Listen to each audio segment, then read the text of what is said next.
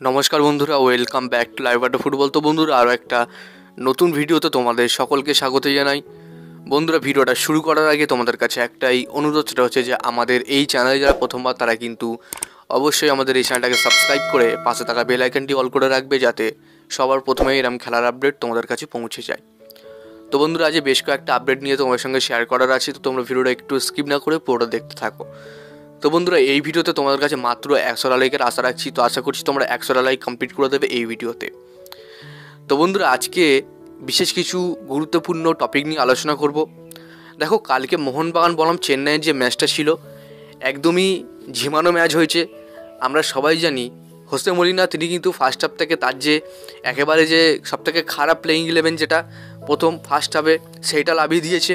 অর্থাৎ আমরা প্রথমে থেকেই বুঝতে পেরেছি যে হয়তো ম্যাচটা ড্র হবে কিংবা চেন্নাই 1-0 গোলে জিতবে, এটা আমরা ধরেই নিয়েছিলাম। তো সেক্ষেত্রে এই মুহূর্তে দাঁড়িয়ে হোসে মলিনা তিনি কিন্তু প্রেস কনফারেন্সে বলেছে যে পরপর দুটো ম্যাচ আমরা ড্র করেছি, তো সেক্ষেত্রে কিন্তু সিলস জেতাটা আমাদের কিন্তু আরও শক্ত হয়ে পড়েছে। এতদিন পর এই কোচের মাথায় ঢুকেছে।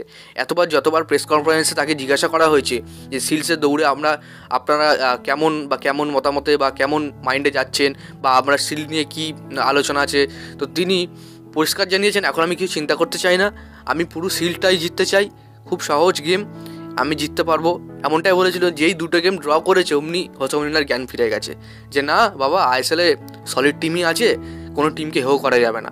কারণ মোহনবাগান একা খুব ভালো টিম না আইএসএলে, এটা কিন্তু সত্যি। মোহনবাগান সমর্থক হলে এটা কিন্তু মেনে নেওয়া উচিত আমাদের, কারণ প্রত্যেকটা প্লেয়ার প্রত্যেকটা ম্যাচে দায়িত্ব নিয়ে ম্যাচ জেতায় না। যেমন Alberto Rodriguez, Tom Alderete, Subhasish Bose, তারা কিন্তু প্রত্যেকটা ম্যাচে দায়িত্ব নিয়ে গোল করে মোহনবাগানকে জেতাবে না, এটা কিন্তু কোচের মাথায় রাখা উচিত। তো সেক্ষেত্রে প্রথম থেকে প্লেইং 11 লাগানো উচিত হোসে মলিনার। আবার অনেকে বলছে বা অনেক এক্সপার্টও বলছে যে ব্যাঙ্গালোরের সাথে গুরুত্বপূর্ণ ম্যাচ আছে মোহনবাগানের, তো সেক্ষেত্রে মলিনা তার পুরো স্ট্রেংথটা ইউজ করতে চায়নি, ব্যাঙ্গালোর খেলার জন্য রেখে দিয়েছে, এমনটাই অনেকে ধরে নিচ্ছে। তো তোমাদের কি মনে হয় অবশ্যই কমেন্টে জানিয়ে দিও। তো মেন যে আপডেটটা দেবো সেটা কিন্তু কাল থেকে একটা আর্টিকেল মাধ্যমে শোনা যাচ্ছে যে দিমিত্রি পেতাতসকে মেলবোর্ন সিটি 10 কোটি টাকার একটা অফার করেছে। এই মুহূর্তে অস্ট্রেলিয়ার এই লিগে খেলা গুরুত্বপূর্ণ একটা club, one of the best club, যে ক্লাবে কিন্তু জেমি ম্যাকারেনের লাস্ট সিজন ছিল। তো সেই ক্লাব থেকে কিন্তু দিমিত্রি পেতাতসকে 10 কোটি টাকার অফার করা হয়েছে। তো তোমাদের কি মনে হয়, দিমিত্রি পেতাতস আদৌ কি মোহনবাগান ছেড়ে তিনি কি মেলবোর্ন সিটিতে যাবেন, নাকি মোহনবাগান দিমিত্রি পেতাতসকে ছেড়ে দেবে?